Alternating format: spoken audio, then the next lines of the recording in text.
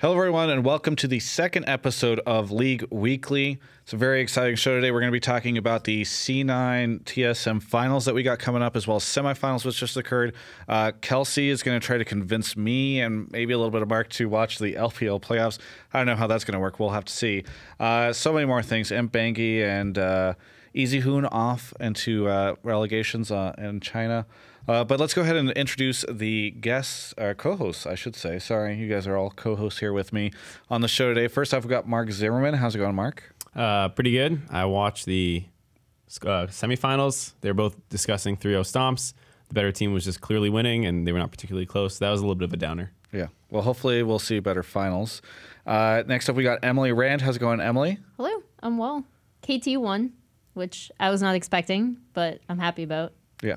Well, that's good for you and KT, I guess. Yeah, I'm really excited about that, as you can tell. Kelsey Moser is here from China. She's actually not here, but she's digitally here from China. How's it going, Kelsey? I'm doing pretty well. I had some fun watching China this week. We'll have some fun watching China this coming week. And guess what? Semifinals didn't suck. The EU LCS semifinals didn't suck. Yeah. Well, it's good to hear someone will enjoy watching China this week. Either way, we're going to be getting into the show. Wow. We're going to be getting into the show in just a second, so stay tuned. If this is your first time watching League Weekly, this is a show where we talk about League of Legends from a more broad perspective, but definitely with an NA sort of perspective, and NA focus. But you will hear topics about LCK and LPL and Europe and all those other interesting regions as well. And we do air the show every week. It runs about 2 hours long.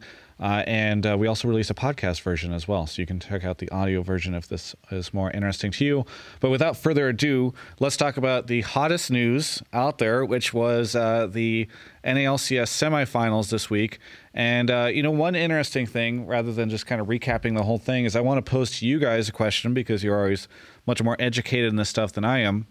Why is it that it is always C9, CLG, TSM in the finals? Because once again, we have the El Clasico, or whatever they call it, the C9 TSM finals in Vancouver next week. I think you see this in a lot of other regions as well, is that generally the teams that have the best players and they don't lose those players continue to be some of the best teams. So TSM, they had Reggie, and he was really good, despite what some people might try and say these days. He was especially on TF. Yeah, oh my God, Reggie TF, but he was pretty good, all things considered. And then they replaced him with Bjergsen, probably the most successful North American player of all time, maybe arguably the most successful Western player. Yeah, I do like that you call him a North American player, by the way. Well, his career has mostly been in North America. I mean, he's technically a regional North American player, so. All right. Yeah, I'm not saying he grew up in America, okay, I'm pretty sure. Point taken. Yeah, so when you have your franchise built around such a strong player, it's hard to have bad seasons, and it is surprising to see him in the finals every time. That's definitely crazy. But the idea that TSM's basically always top 4 when you have the perennial MVP candidate on your team is not overall surprising for me. Yeah. I think. Go ahead. Oh, no, I was just going to say, I think another thing that I saw a few people bringing up related to a different discussion this week is that a lot of times if you already establish yourself as one of the best, not only do you get to, do you maybe put a little bit more care into scouting imports? Like, for example, they got Bjergsen, and that was a very good move for TSM. But then also, if you are at the top, you can kind of have the pick of who you want to get from your own region as well, because typically the more successful you are, the more people will want to play for your specific team. So yep. So what? Okay. Well, I was gonna say it goes obviously beyond North America. So obviously they are able to improve, because it's all right, TSM, they pick up Biofrost, maybe the most promising support player in the Challenger Series, and then they get Hanser, who proved himself on Gravity overall, and so you can always do that. And then SKT is the same thing, where Huni broke his contract with Immortals because SKT was hey, we're interested in you. So you always have players who are desperate to join the best org, and this is another example of it. And TSM has that kind of leverage. C9 mostly the same way, though I think they've been a little bit more forward thinking with how they do it. When they signed Incarnation before he was actually unbanned and stuff like that, I think was a good plan from them, and then eventually they could replace High with an extremely talented individual player at least. Yeah, I mean, C9's a little bit weird, though, also, because if you remember, he didn't actually work out immediately, and that team had a lot of issues. Right, but the thing was... upon his, like, initial introduction. Right, but they had Sneaky the whole time, so they at least had, like, a solid carry player and, you know, top 2 in his position. Yeah, I guess for me it's interesting because you mentioned it as being like a talent-oriented thing. And while it is certainly true that when you kind of establish yourself, you know, a lot of the talent doesn't go away, but you also see some pretty massive changes. I mean, this Cloud9, like, we're seeing Cloud9 in the finals again. Think about the earlier iterations of Cloud9 finals. Those were all, like, with a very, very different roster and, like, a very different setup. And so it's, I feel like there's definitely something that goes even beyond talent. Like, I don't know if it's just like the culture of these teams or if it's their understanding of how to set up like a great infrastructure or what it is. But I feel like there's something else that really plays into this. I mean, obviously, I don't mean to like downplay the importance of the infrastructure that these teams have. I think you can say that like, oh, every time Reggie steps in, the team suddenly does better. That's weird. But the idea that like when you're a Team Liquid, let's say, and you want to gear up for next season, like what'd you do? You blew up your entire roster almost and built it from the ground up. And like if any of those variables don't work out how you think they're going to work out, your team looks really bad. And C9 and TSM, to your point, Emily, was like when they initially made their big moves and really overhauled their rosters, they looked like garbage. Remember when they had the yellow star TSM in Spring Split and they just looked like one of the worst teams? C9 similarly, when they initially made the big changes, removing High from the team and trying to move on from him, they didn't look so hot either. But because they do have like star players already like in the team, in the organization with Sneaky or with Bjergsen, I think it makes those big transitions a little bit easier, as well as having good infrastructure, of course. So is there just no chance of anybody else coming in? I think it has a lot to do also with like it does have something to do with the culture that's in place. Like once you have this kind of strong player who's headlining your organization, he might not even necessarily have to play or start every time to have a positive influence or to like kind of carry this mentality forward. Because once you have organizations that are succeeding, right, maybe because they had this player with a particular mentality or they have an approach to the game. Like I think you can look at Europe at Unicorns of Love, who have succeeded with like maybe 2 of the same players who have been consistent over time. It's just because they still play the same way because they found out this is how this works for them. Whereas you have like other top organizations who are trying to kind of mess with their formula, even if they're keeping the same players that are not performing as well. So I think it's like an idea of finding something that works and just like tenaciously sticking to it. Because again, even though TSM changed their mid, a lot of the strategic principles they had with Reggie are still the same. And it's like, okay, this works for us. So is there no hope for any other team? Like this. I think long term it's kind of hard because let's say you're even short term, right? Well, I mean, you get like kind of flash in the pan, I think, stuff that where like this team comes together and they're really good. Like an example could be Rox Tigers, right? And then eventually the big organizations with their money start snatching up your players and you have a hard time competing with them. And I think that's the kind of thing you tend to see in a lot of regions where it's like, you know, Hanser's pretty good. Let's get him on TSM and stuff like that happens. Smoothie worked out support. Now he's on C9. You know, Peanut, great jungler on SKT now. Yeah. Mark, before we go into the next topic, is there anything else that you would like to say about the NALCS semifinals? I mean, get me onto the finals. Get me into Vancouver. Like, there's not much to say. 3-0s for both teams. The better teams won. They were not particularly close or interesting games. They were like close up until like the 20-minute mark ish, and then someone would get caught or they'd pick up a bad fight, and the other team would just roll over them. I mean, and maybe as we move into the next topic, a good sort of bridge for that is just, you know, so many people in North America were talking about parity and teams being close and all that stuff. And then you just see this situation where like these two teams are very clearly better than the other teams in the NALCS. And so I guess maybe all that idea just kind of goes out the window. Maybe you say, oh, the bottom teams are not that far from the middle or whatever. But like very clearly, we still have a situation where there's just like 2 really good teams in North America.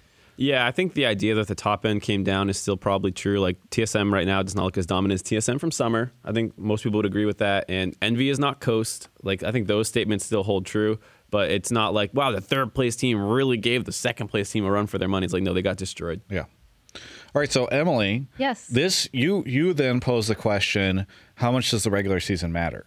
Yeah, so this is something I saw people talking about after the NA final, or not NA finals, NA semifinals concluded. Because to your point, people were like, oh, it's always C9 and TSM every year, regardless of where they end up. This was also a discussion last year when TSM was in 6th place. And then moved all the way to the finals and almost won. That finals went to 5 games in spring. And I think it's also been a discussion in Korea because there were, at every point, kind of the team that people might have expected to take it didn't. Most recently, KT 3-0'd Samsung in really convincing fashion, which was really unexpected. So now it's another telecom war in the finals. So I guess I just wanted to have that discussion again. I know it's a discussion that survives year after year, but I guess like what does the regular season really tell us about teams and what changes in the playoffs? I mean, you need the regular season so that C9 and TSM can get enough to stomp the finals, or the semifinals.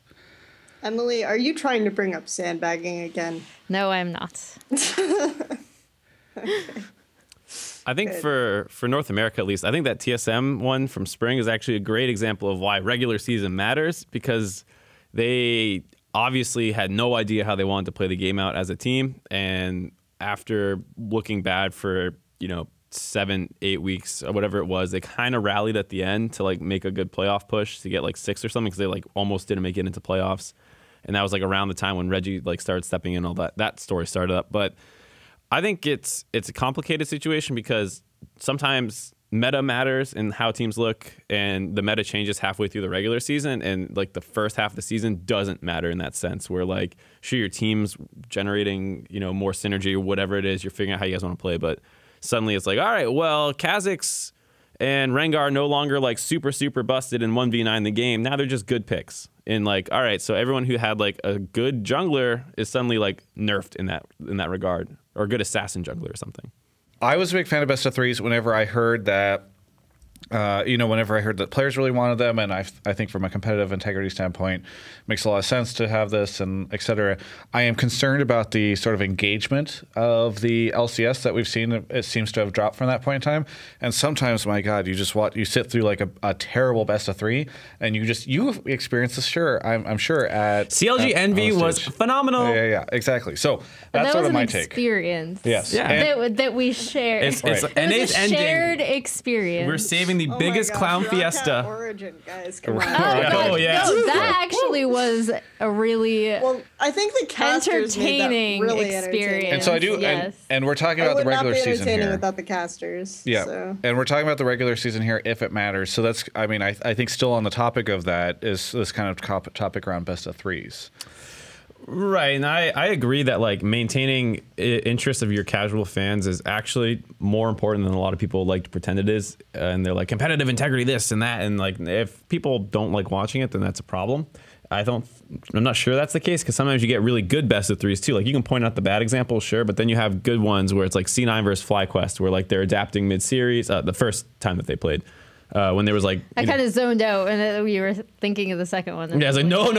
The first one, when they tried some crazy stuff. Game 1, they lost. They go to a standard comp. They beat C9 with it, and like, I think those series add a lot to it. And maybe I overvalue seeing mid-series adaptations, because that's one of the most compelling points for me of a best of 5 series that you get to see a little bit of in a best of 3. So maybe I'm a little out of touch with the average viewer experience, but I don't feel like they hate it. And I understand that sometimes it's like, why is this series going on? But just stop watching. If that, like no one's forcing you to watch a bad series. Yeah, I mean, for you, sure, but you're not the casual fan who's like playing Hearthstone on the side and like whatever. I get it.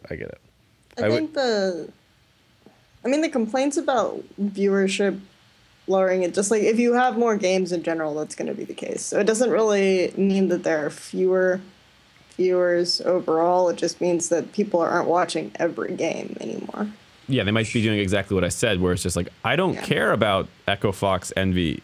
I'm just going to not watch that, because it's not like the next game happens 40 minutes later and I'm just going to deal with it. But to get back to our original question, which is, do regular seasons matter? I think yes, they do.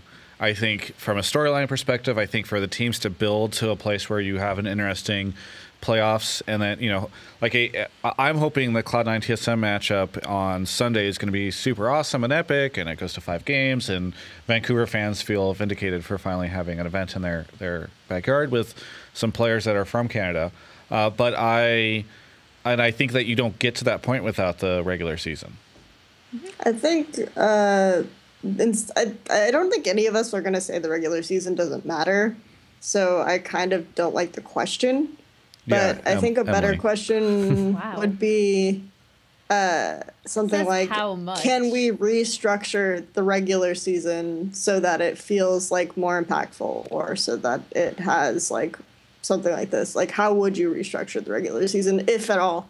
And so I think that is a more valuable question. We may not be able to talk about it today, though. No, I mean, I think we can kind of dive into that a little bit. I mean, does anybody have any suggestions on how you would restructure this stuff so that it would feel a little better? I agree that the season might be a little long. I mean, the overall season is definitely too long, and this is probably a separate topic, but yeah, I think that's something you can do, and you start looking at other things like, is dual stream a good setup? Actually, should we throw more days in there so we're watching Thursday through Sunday?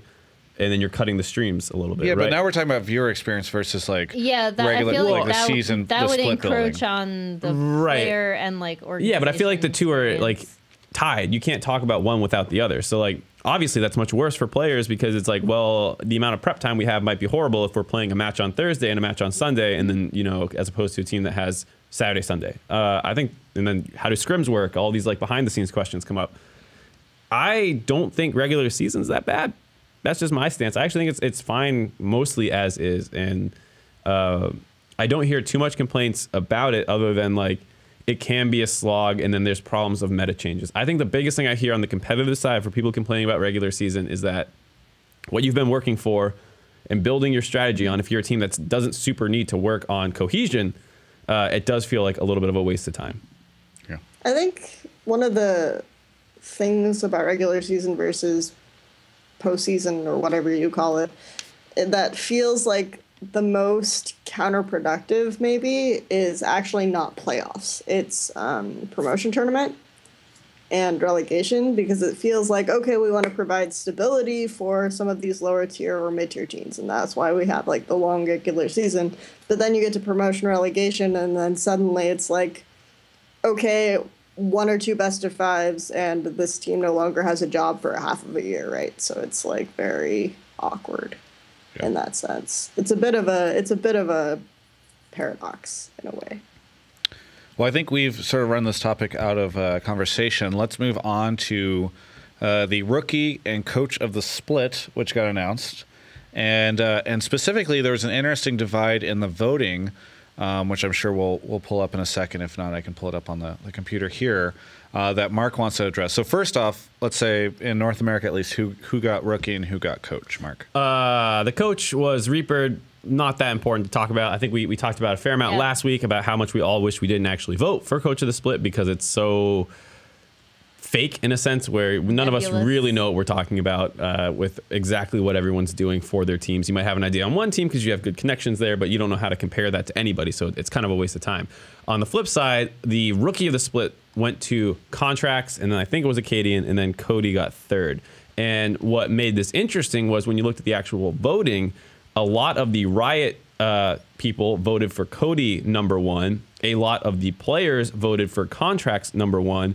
And then Acadian was usually bounced around between them, with third-party media favoring Acadian a little bit more. And I thought this was very cool, because I don't think anyone's wrong for their opinion. I think it just shows the biases of each source, or each party here, where players are obviously not going to take into account external factors as much, because they care about playing this guy and they play against him, and it's like, well, Cody didn't dumpster me in lane, but Contracts destroyed me in my jungle sometimes, and you feel those results as you scrim against them as well. So they have extra data in terms of the actual players' in-game play, whereas on the outside you see third-party media people maybe focusing more on well, Cody's support came in late and was jet lagged and had confidence issues for 3 weeks, so how good was he until mid-season? And you worry about those factors a little bit more. So I thought this was super cool to talk about, and maybe I'm wrong in that maybe we should just trust players a little bit more.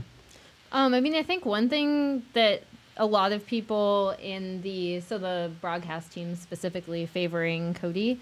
I thought that was really interesting because when I was looking at this award myself, I had trouble kind of thinking about what I wanted to take in as the criteria. And if that criteria was, say, most improved, then I feel like it would definitely be Cody in my book, because I feel like he was very shaky at the beginning of the split. It had like visible improvement every week throughout. Like you can see it as like it's very easy to track across the split. So I wonder if that was something that like maybe a lot of the Riot people who are also not looking at it from an in-game perspective, but looking at it from an outside perspective and being like, wow, like I remember, you know, how shaky he was. Because obviously he also didn't get a lot of benefit of the doubt going into the split at all, just because of their, even though it like shouldn't matter that much, because of their performance in IAM Gyeonggi, a lot of people looked at that and they were like, well, he's just not going to be good. And then kind of ragged on him week after week at the beginning of the split. And then he obviously improved significantly throughout. So I thought that, like, when I looked at the voting, that's immediately what I thought. I was thinking, oh, they're voting along the lines of, like, most improved player rather than, you know, it like actual, like, in-game performance, if that makes sense. Right. And I think for me, it's like, I don't trust, and I know I kind of, like, make fun of players a lot and their mentality and how they think about things. I kind of like downplay them to make them kind of sound like idiots, but I truly don't think that like players will want or even like think about external factors quite the same way. No, I think that's very true. Like players, go ahead, Kelsey. I'm sorry, I was going to say it's not just external factors. It's like I've actually asked like pro players, how do you judge, you know, your opponents? Like if I ask you, okay, because people always ask like who's the best top, but they never ask like why do you think that, you know? So I've actually asked those questions and they say it's like 80% laning phase because there's no way that you can like judge the rest of the factors. Like you can't judge someone on their TPs because you don't know who's like making the TP calls in the team, and like being in a team environment, that's the thing. So that's why I put so much emphasis on whether or not this guy is like beating me up in lane. And so like that makes sense. But when you look at why players are judging each other the way they are, you have to keep that in mind. Like this is what they're considering. I mean, there are so many other things like champ pool. And there's value. And there's value to that, of course. Like, I think there's a lot of value to that. To, like, this guy, like, just, this is what I know. This is what he's good at. But, like, as people try to take other broader factors into consent, and this is why these votes are interesting, I guess. Again, as I already mentioned it last week. Right, and that's exactly my point is, like, okay, Cody flashed into a wall once, and everyone laughed at him, like, all over social media, and, like, I feel like that sticks out in a player's mind more, and like the fact that Contracts has like the Ash arrows. Contracts has a super clean Lee Sin. You see that nasty insect and stuff like that. That sticks out, whereas other things might not. Like Contracts has 3 of the best solo lanes, and he has the lowest first blood percentage, or like tied for it in the league. And then you have other rookies coming in, or younger junglers like Moon and Acadian who have super high first blood percentage. And I'm like, how good is Contracts actually given the tools he's working with? Whereas from what I understand, like Immortals was a mess at the beginning of the season where like no one knew how they wanted to play. There was no like good in-game leadership. It was a total crapshoot on how they played the game. And it's like, how do you expect a player to, like a rookie player to perform in that situation? I don't hold that against him super high, whereas I feel like pro players don't care about that. They just see he got dumpstered in lane with a Morgana support again. I hipster picked Acadian, so. I also assume that... Well, and that's a really interesting thing, because then 2 of these players were junglers, right? And again, as we've spoken to, like, I feel like we come back to this a lot, but jungle is a very difficult position to evaluate versus, like, from an outside perspective, because it relies so much on really small team things. And when you're comparing Contracts and Acadian in that regard, you look at their teams and what they had to work with. Is you saying you voted for Acadian? No, I didn't. But I'm saying like it's a difficult comparison. Yeah. It's a difficult comparison. Yeah. She's not. She said Acadian's beast. Or anything. I was just going to say that I think the other thing that I assume is that players are not watching as many games as the casters and third-party media.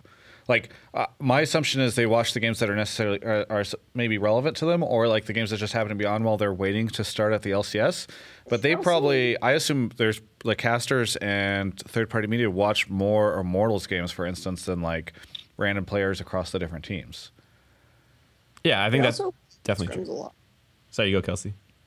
I was just gonna say they also wait scrims a lot, so they're watching Yeah. different games theoretically. I was as gonna say well. they probably watch more scrims. Like just speaking to players, I get the impression that they watch more scrims than competitive games. But also, and here's another question, kind of spin off of that: should they be encouraged not to factor scrims, or do scrims play into, because whenever people see the stuff, the awards are kind of based off of like LCS performance and this perception of what LCS is and everything that's going on there.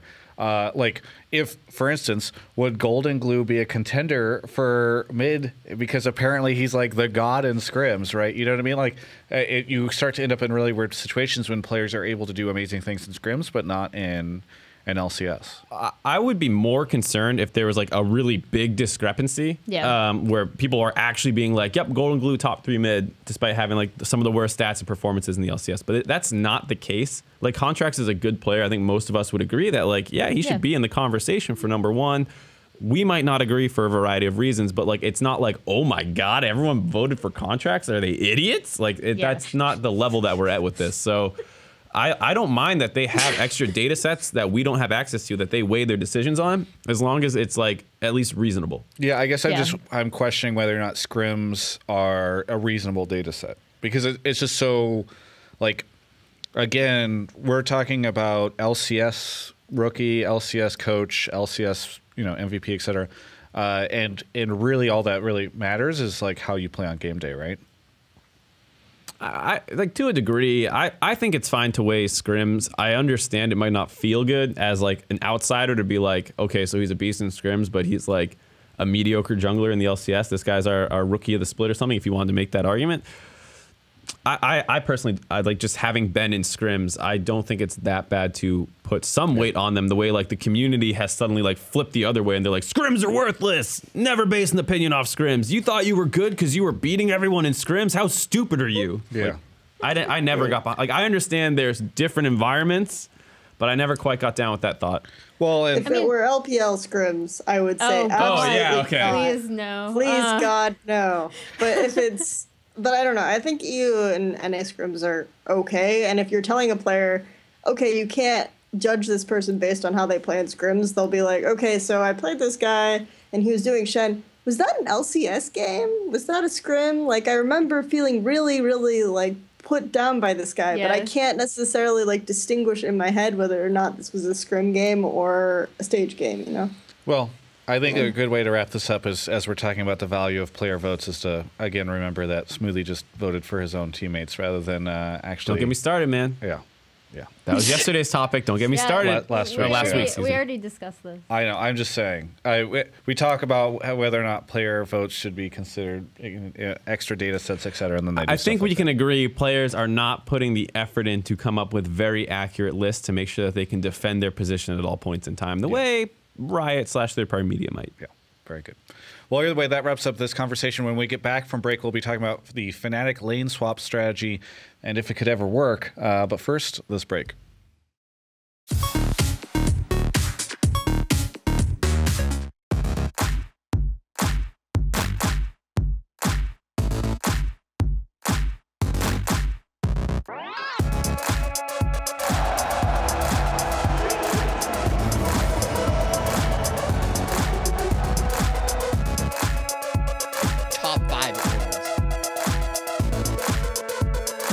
That's it. I quit. I'm so sorry.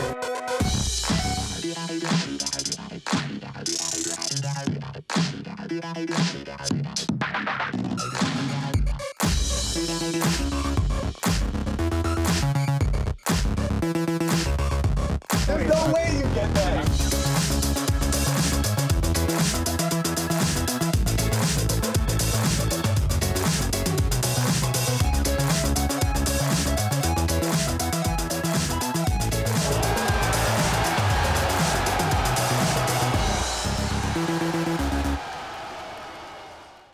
March 15th, 44 BC, Rome.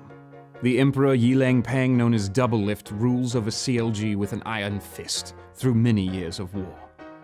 Just as he is about to establish himself as a member of CLG for life, his best friend and teammate, Afromu, along with other members of the CLG Senate, make their move and stab him 35 times on Twitter, killing CLG Doublelift and giving rise to TSM Doublelift.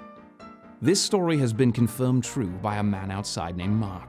I'm Buddy Hutton, and this is True Esports History. We are back. I really like the Double F commercial so much. I didn't really think about it, but is he referring to me when he says confirmed by a man outside by did you confirm it? I never talked. Yeah, pigeons? Yeah, I guess so. Yeah, I mean, it was filmed a while back. Maybe this was before you found esports success, and now you're good. So 4 years ago. I mean, 3. I was gonna say about 6 months ago. You know, when you started working with Yahoo, I think is whatever you found esports my success. career was like, oh yeah, exactly. All right, so we've got Kelsey here to talk about Fnatic. Kelsey, explain what happened for the people that don't know or don't watch EU LCS, which I assume is 99% of our viewers and also me. I watch it. You're not a viewer. You're on the show. 50%. Okay, we have. Kelsey, explain.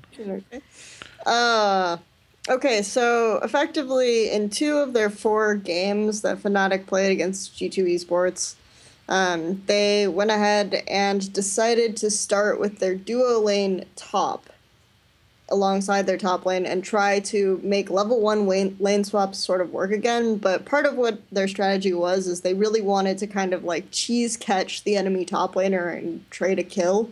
Because like you need to get some kind of gold injection to compensate for the fact that you're not going to get the first turret, right? You're not going to get the bot lane turret in these types of situations. I think part of the reason they did this, and this was more evident in the second game where they lane swapped, was like bad matchups in top and bottom, and they didn't necessarily want to lane like the first few levels against each other.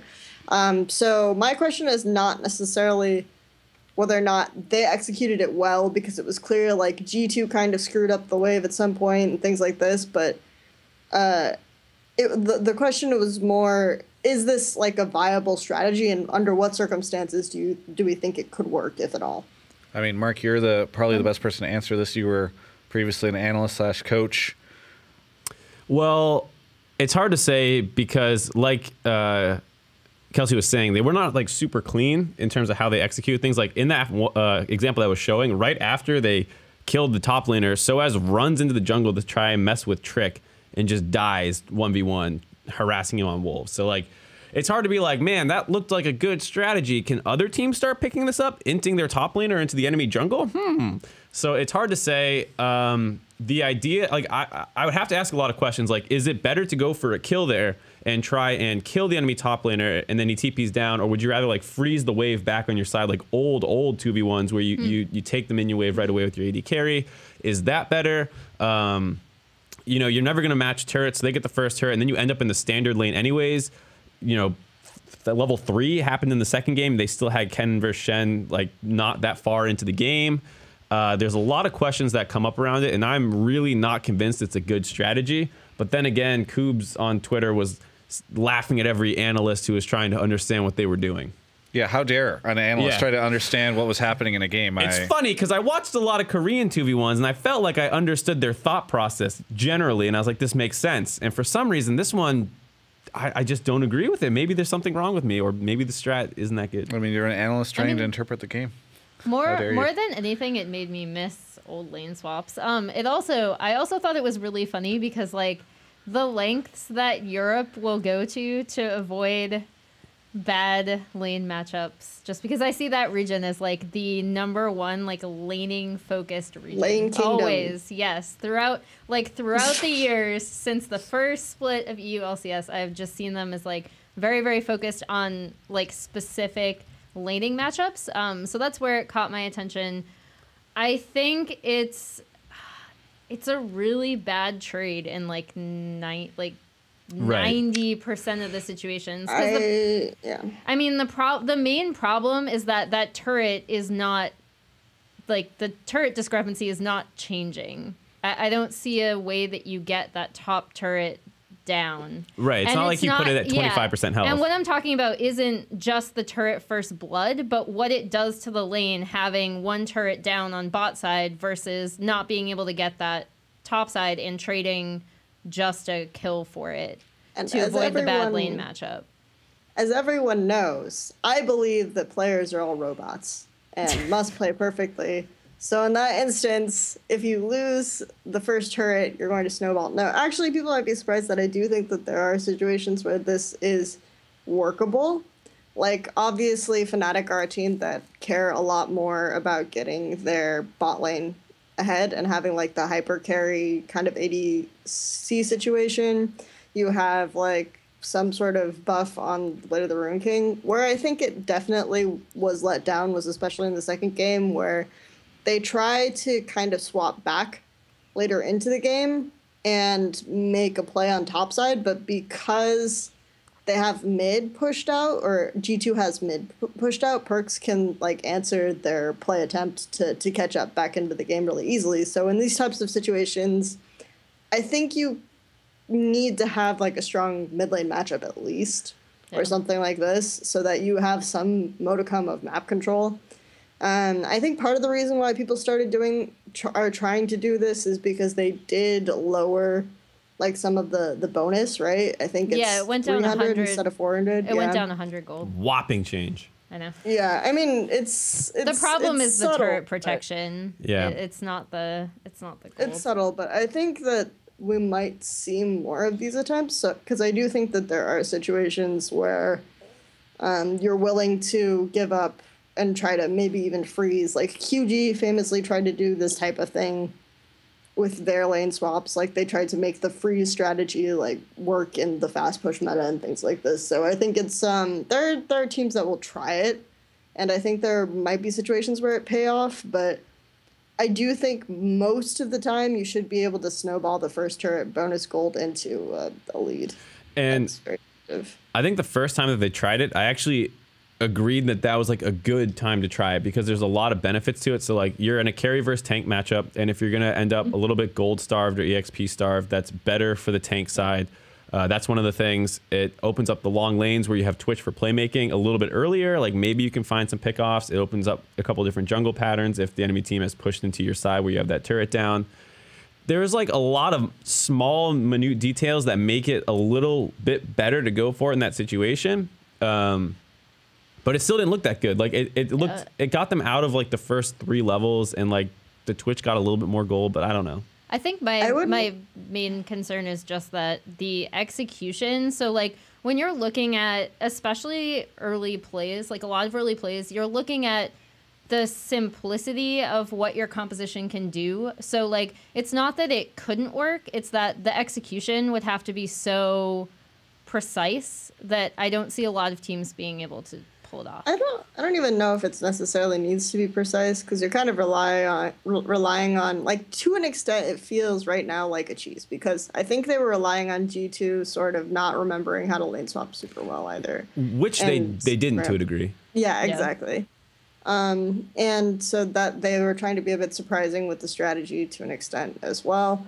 I also think that G2 is a bad team to do this against in general, because G2 is a team that is maybe less tight in the early game, and Fnatic's have had more success just by like having standard lanes against them in the first game. I think that was really strong, is the way they did this, is that they actually drafted strong early lane matchups, and I think that's the way you beat G2 in general. So I'm not really sure why they chose to do it against G2 in particular. They ended up having a lead because they took down the turrets and they opened up flanking mid opportunities, like you mentioned with the Twitch. So they did end up kind of like recouping a lead around mid game in the first match where it happened. So you can sort of see where it pays off for them as they're opening up the map maybe a little bit earlier as well and things like this. So and in those particular instances, it was more like they got punished for sending Twitch bottom to try to pincer the enemy top laner and then opening up Baron for G2 to take. So I think that, I don't know, there are situations again where it can work, and it's just like this was a bad team to try it against, and the execution wasn't that great. So. Well, I think that about sums it up. Let's move on to the next topic. What, Mark, you had something else you wanted to say? I was just going to say, I agree that the barrier of execution should be pretty high, because back in the day when you did 2v1s, everything was flowcharted to a degree, where if they do this, I do this. If they do that, I do that. And all of that was like pretty much mapped out and pre-planned. And when you're going up against the people who don't know how to 2v1 anymore, you can't pre-plan what they're going to do, because no one's... We all saw G2's wave. Yeah, like they TP'd in, they kind of killed the turret, they didn't bounce the wave back, and like these are situations normally that like after they take the turret, you look at the wave, is it pushing, is it not pushing, and then you make your lane assignments based off that. And like I don't know if teams are still thinking on that level, and even if they are, is the other team like doing things that make sense? Because that's often like a little bit of an assumption that you make, is like the other team's gonna know what they're doing, and you respect it, and then you just might end up in situations that are totally nonsensical because someone doesn't really remember it, and you're not even like punishing it in a sense. I don't know. Fnatic kind of wanted that though. Again, like they wanted the nonsensical situations in this particular situation. If you're doing cheese and it's like, we want things to be random, it's like, is that even benefiting you? Like, I don't know. All right. They call it animal style. I don't agree with this terminology. I don't think it's ideal. I saw that. We're moving on. It's over. Travis got bored. We talked about the game too long. Doesn't want to talk about lane swaps. I like lane swaps. I swapped lanes sometimes myself. You know, out there in the league. What are we talking? Is this a metaphor? But I don't know what's going on. But when it now. goes on for so long, actually, I do want to say before we get. Hopefully, I'm excited for the lower third for this next one, because Twitch chat was enjoying the battle of the control room to make sure that at first it said Imp Benji Easyhoon, then it said Imp Benji Easyhoon. So I'm excited to see if the lower third is right. But so Imp Benji and Easyhoon are headed into the LPL promotion. There it is. We got it. And Kelsey, this is maybe a little bit more interesting to me than lane swaps, but we'll see. Well, yeah, we have. I think it's just really interesting to talk about. The last time we hear about Imp and Bengi and Easyhoon, they're like winning world championships, and then no one cares about China, so no one watches them. And it's like, wait, they're in the promotion tournament? Their teams might get relegated? What's happening here? So, and it's also like, actually just this past week, if people remember Acorn from Samsung Blue, he got relegated from LSPL, which is the secondary league, the challenger-esque league. Like Kakao also had that fate befall him. Wait, so they're not even a challenger anymore? No, it's like Acorn's team got relegated from the LSPL. So is China just where Korean players go to lose all relevancy? No. I mean, a lot of it is that they kind of just go because they want the money. I feel like this is a cautionary tale for North America, by the way, where you buy like really expensive players and expect them to carry you, and it doesn't exactly work out. I want to see some North American import with a purse, a dog purse, like Imp's. Imp has a dog purse. Yes. It's true. It's what like is it? the What is a size dog of purse? an actual dog. You put a dog in your purse. Oh, It's several. No, it's the No, shape it looks like a dog. Oh, it's that too? I thought I saw a picture with him with an actual dog in a purse. Maybe There's that like was a the picture purse. of him at an internet cafe, and he's just like, you barely see him. You just see this giant dog purse. All right. He's always in like super like designer thousands clothes of too, right? Yeah. Anyway. This dog purse is like thousands of dollars. No, it's true. Like LPL players are constantly like checking out their gene labels, each other's gene labels and things like this. But it's Sorry, I just find that really funny. it is kind of funny. But so there are. I mean, it's interesting to me because I think this kind of. I have it on the computer. We can throw it up if anybody wants to see. Oh the God, purse. the Imp dog purse. Yeah, the first reply is from Kelsey Moser. Hilariously. Yes. It's not a great picture, but I guess now we understand. It's Kelsey Moser cussing, by the way. I don't know if she can cuss and text on the show. Where's the censor? Okay, back to the LPL promotion tournament and how these Koreans are. I just feel like, and then the teams that almost. The team that almost fell has Coco and Swift, right? Which famously, the CJ team, they were fighting it out like until the very last moment with Vici Gaming to avoid promotion. So that was a dangerous situation. So meanwhile, you have all Chinese teams at the top, which we talked about before. So I think that this kind of finally closes the, at least in the LPL situation, question as to whether or not a star player is going to carry you, regardless of your situation. So I have a cautionary tale to bring up, and I know no one cares about Brazil on this show but me, and actually Kelsey too. So yeah, again, I mean, Kelsey will care. 50% of the show cares. It's a 50% divide. And 0% of the audience. So this happened in Brazil in 2014. Related to NA, and everyone cares. Okay? I know.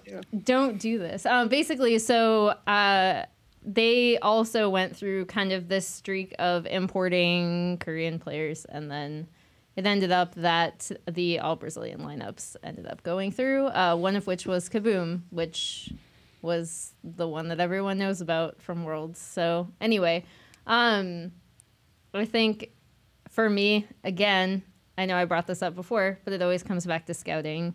Wait, did you see that they went especially through? With So you're saying the Korean players did not actually? Yeah, so like there was a team, Cade Stars. They had Winged and Suno. Winged is actually a jungler where a lot of Brazilian junglers will say like that Winged taught them a lot about the game, about macro strategy. But what happened is that the all Brazilian lineups ended up learning enough that they could beat them with superior coordination. So I guess my thing is that it still always comes down to scouting and being prepared to have an import on your team.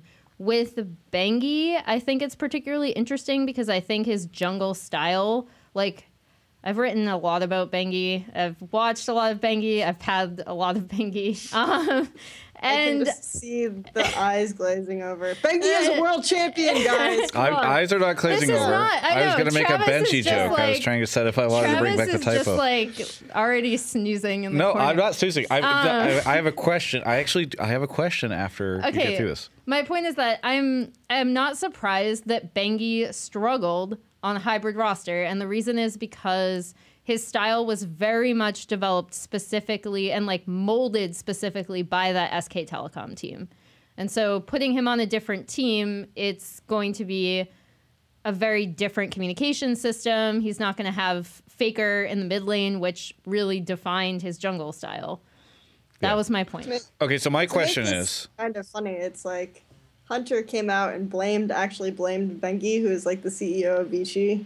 Oh yeah, I remember that. Like, he's not as good as Dandy, you know, you get what he like legit said you get what you paid for. It was pretty Kelsey, so how did this here's my question is like this has happened. Is it just that Bengi and Easyhoon don't care? I mean, like, what is I guess Emily was kind of implying just Bengi's style is not maybe a good fit for these teams, but like, how did we get here where these top tier players are just not doing well? Is it just too much money on dog purses? I don't understand. I think there's a combination of factors. Is that when you are like the contracts that were originally signed with some of these players at the end of 2014 were just like throw money at them, and the player's like, yeah, I'll play with whoever you want me to for that amount of money, right? And then it slowly doesn't start to work.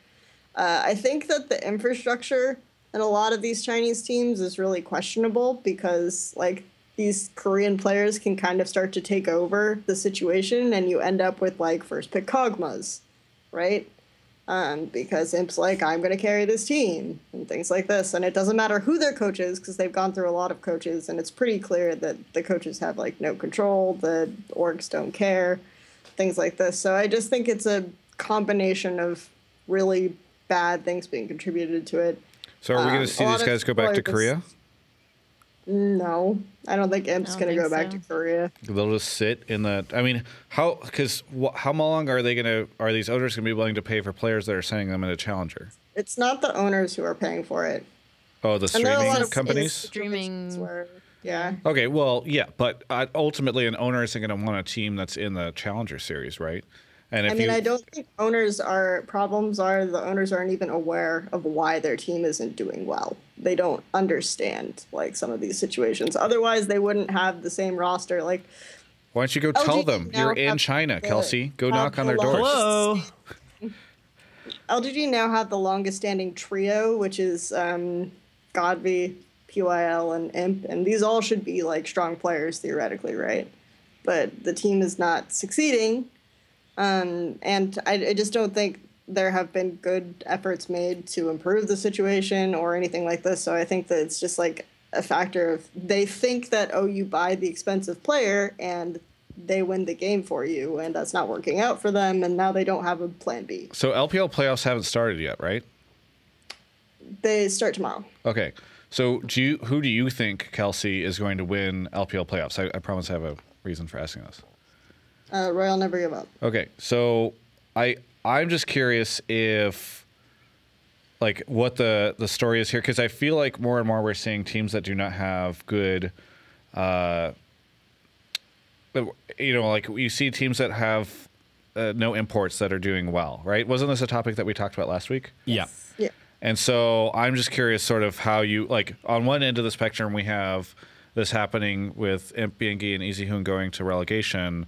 I mean, how else is this playing out in China, Kelsey? I mean, I think very few people actually expected RNG to do well.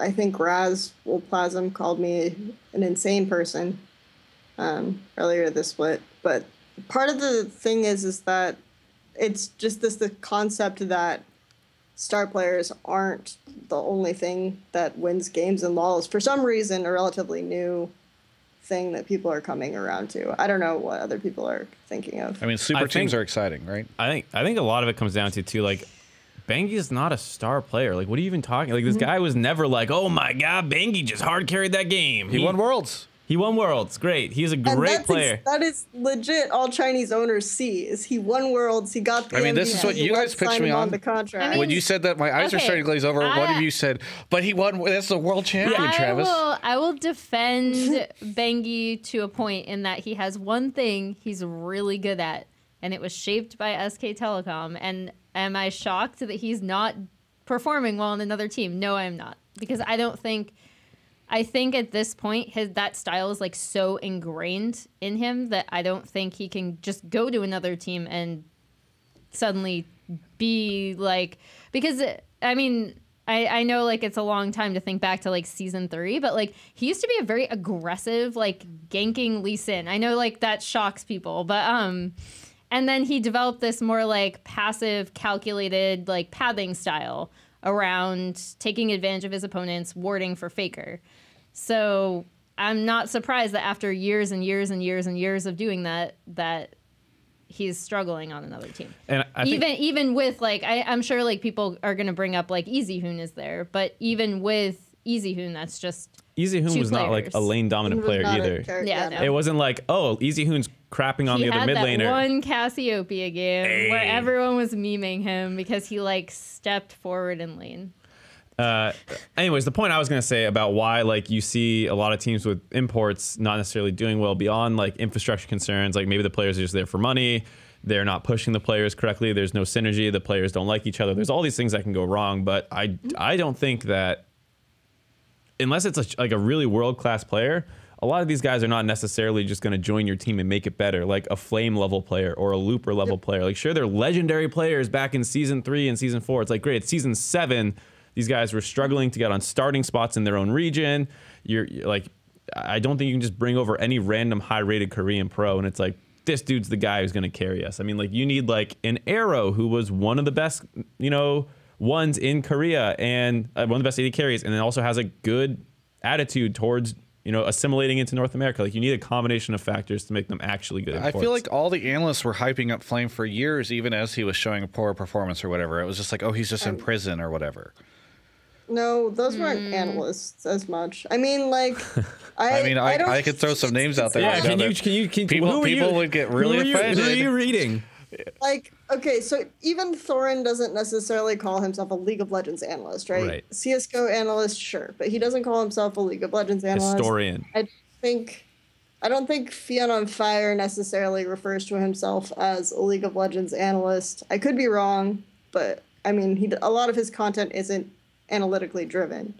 So I don't know if it's necessarily like the analysts themselves who were hyping Flame like ridiculously. All right, fair enough. All right, whatever. Let's move on to our next topic, which is actually when to target an entire player's champion pool, which I think is kind of interesting, especially because we weren't doing the show whenever the new ban system came in. Obviously, there's a lot more opportunity and interesting stuff there. So this is an Emily Rand topic. It is, and it's again a Korea topic. So yay. And if you could, Emily, maybe you can move your microphone a little bit over too. I'm trying. I know I keep getting there.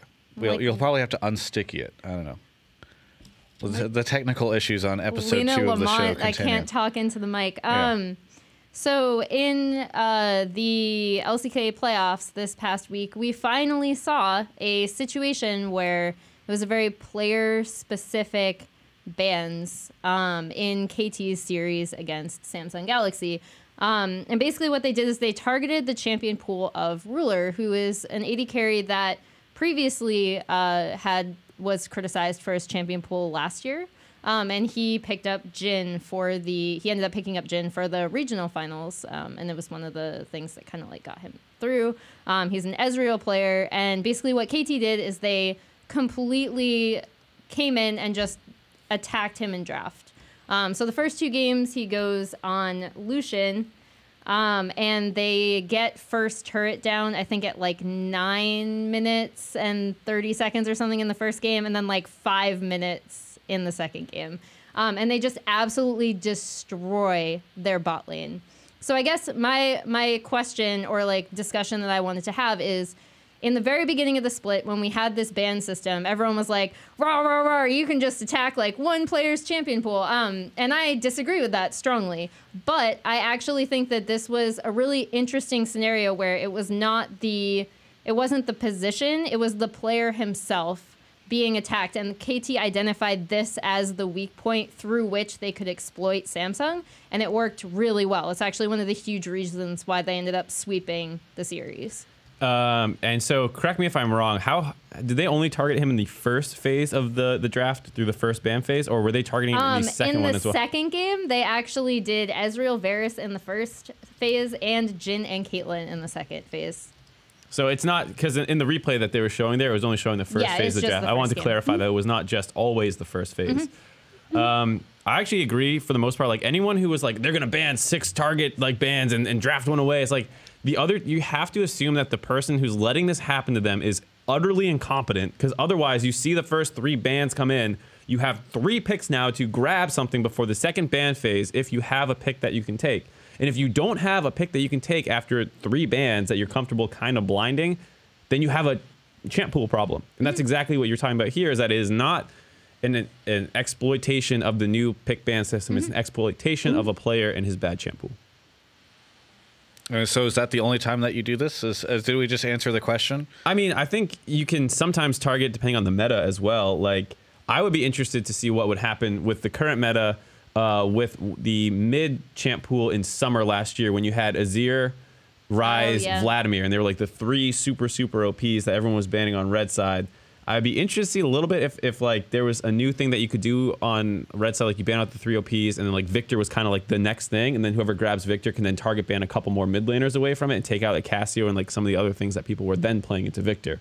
So I could see if another meta like that developed where it was like very all the OPs are in one position, a little bit like we saw in jungle. I was gonna say we've seen that a bit in jungle, and that's kind of why I wanted to bring up the thing about rulers specifically, is just because it's the first time I've seen it work against a player, because usually like I think a lot of people expected mid laners to be hit by this the most, and mid lane this year has been, there's so many things you can play in the mid lane that it's just almost ridiculous to think that you'd be able to ban out a mid laner, because at the very least you can put them on something that clears waves and they'll be okay while the rest of the team can do other stuff. So yeah, I don't know if Kelsey, if you've seen this at all in LPL.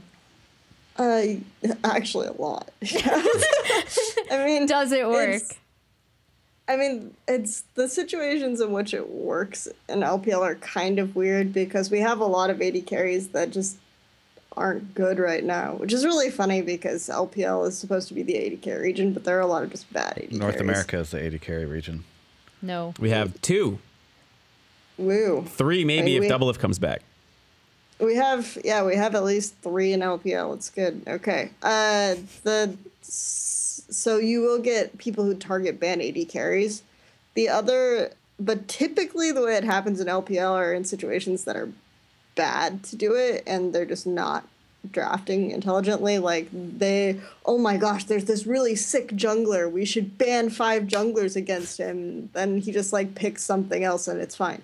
And then there's the Rookie and Doinby game, like Invictus Gaming and QG games. The mid laners always get a ton of mid lane bans because they know the mid laner is always going to want to save the pick to counter pick, right? So they'll ban like 5 mid lane champions and then be surprised when Doinby comes out and plays like Kled mid and it's fine or whatever anyway. Of course. I mean, this is a thing that happened. It wasn't fine, but he will play whatever. So yeah, I think the AD carry one's like a great example of like why just target banning a position doesn't always work. So like when you had the triple utility AD carry and it was like Varus, Jhin, Ashe, like if you ban 2 and want to first pick the other one, red side's going to last ban that last one. They'll drop the other ban to make sure they don't end up lopsided. And then like both of you are not playing utility AD carries. So like it's really hard to find a position where you're like, yes, banning these things out gets me an advantage and doesn't hurt me. Same with like tops when it was like Nautilus, Maokai, Poppy. Like if you ban 2, usually the other team would ban the 3rd. And it was really hard to like get an advantage somewhere that way. And it usually does come down to like, no, I can ban stuff that you can't, that we both like don't really want to play. And like, you don't play this thing and I will. So like, you don't play Caitlyn well. Great. I'll ban out the strong AD carries. I'll pick Caitlyn and just abuse the hell out of you. Very good. Very good. I'm updating the topic list because I'm realizing we're running out of topics. But the exciting thing is we're going to have Kelsey and Emily try to convince Mark and I to watch the LPL playoffs as soon as we get back from the break. So we'll have to see how that goes. We'll be right back.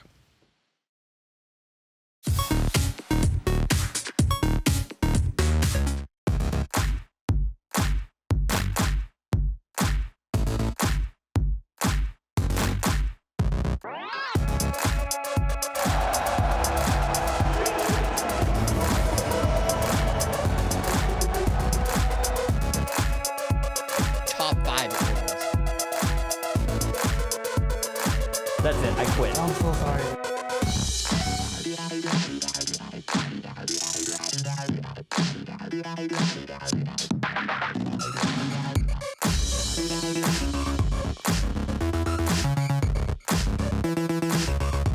There's no way you get that.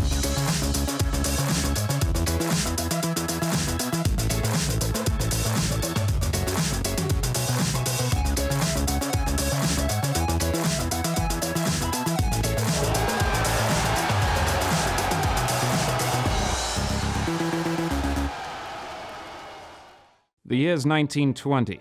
The place, Detroit, Brazil.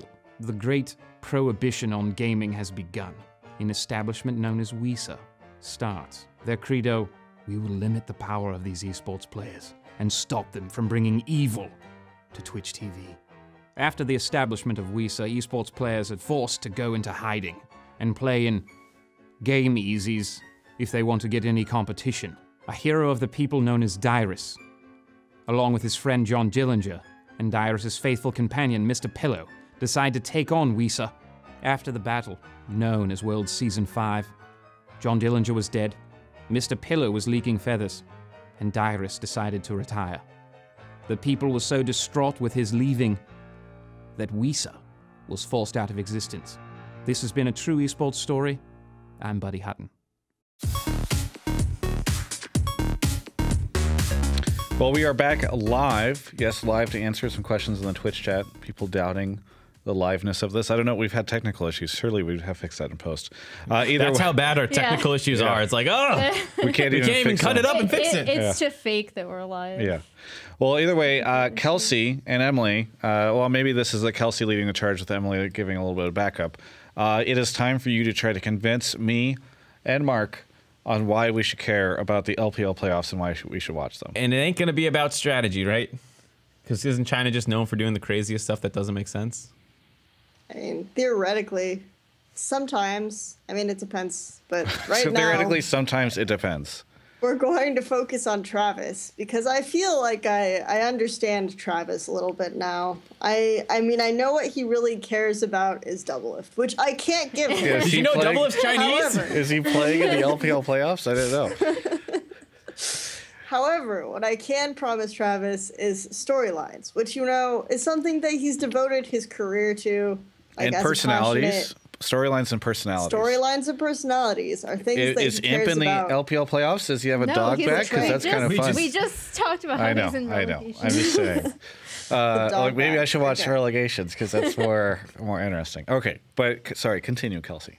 I mean, relegation and playoffs are happening simultaneously. So you watch a series and another series. So if that How does that appeals work? to you, What is the like schedule? they have 2 best of 5s a day. Yeah, it's Through the end intense. of the And so week. they switch back and forth between like a quarterfinals match and a relegation match. Yeah. Wow, that's actually really interesting. I kind of like the way they do that. You're already starting to interest me.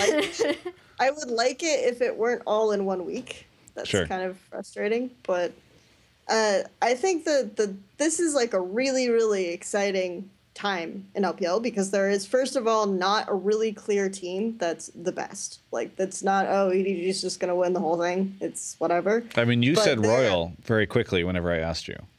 I mean, I have thought a lot about this, so Okay. I have an answer.